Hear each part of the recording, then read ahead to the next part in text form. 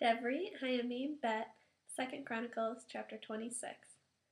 Meanwhile, all the people of Yehudah had taken Uzziyahu at the age of 16 and made him king in place of his father Amatziyahu. He recovered Eliah for Yehudah and rebuilt it. It was after this that the king Amatziyahu slept with his ancestors. Uzziyahu was 16 years old when he began his reign, and he ruled for 52 years in Yerushalayim.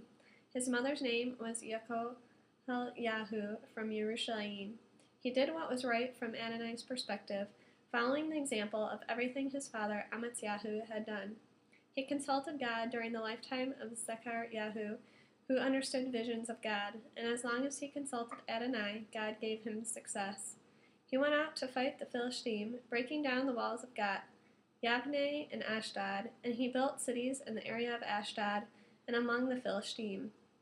God helped him against the Philistine, against the Arabs living in Gur Baal, and against the Me'unim. The Ammonim brought tribute to Uzziyahu, and his fame spread about as far as the Egyptian frontier, since he kept growing stronger. Uzziyahu built towers in Yerushalayim at the corner gate, at the valley gate, and at the angle, and fortified them. He built towers in the desert and dug many cisterns, because he had much livestock, likewise in the Shephelah and the coastal plain.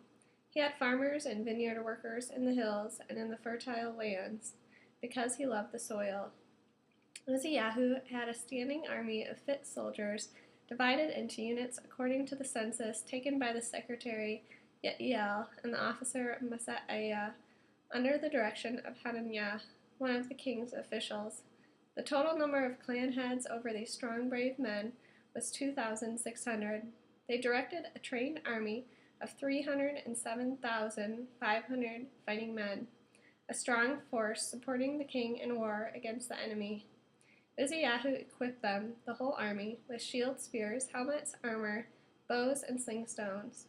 In Yerushalayim, he built devices designed by experts for the towers and angles, from which to shoot arrows and lob large stones. His fame spread far and wide, for he was miraculously helped until he became strong. But when he was strong, he became arrogant, which caused him to become corrupt, so that he sinned against Adonai his God by going into the temple of Adonai to burn incense on the incense altar.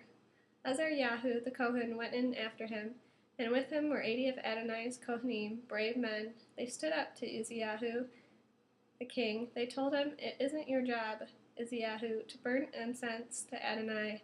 The job of burning incense belongs to the Kohanim and the descendants of Aaron, who have been consecrated. Get out of the sanctuary. You have trespassed, and Adonai God will not honor you for this." This made Uzziyahu angry as he stood there with a censer in his hand, ready to burn incense, and in his anger at the Kohanim, Za'arat broke out on his forehead, right in front of the Kohanim, in the house of Adonai, beside the altar for incense. Azariah the chief Kohen and all the Kohanim stared at him.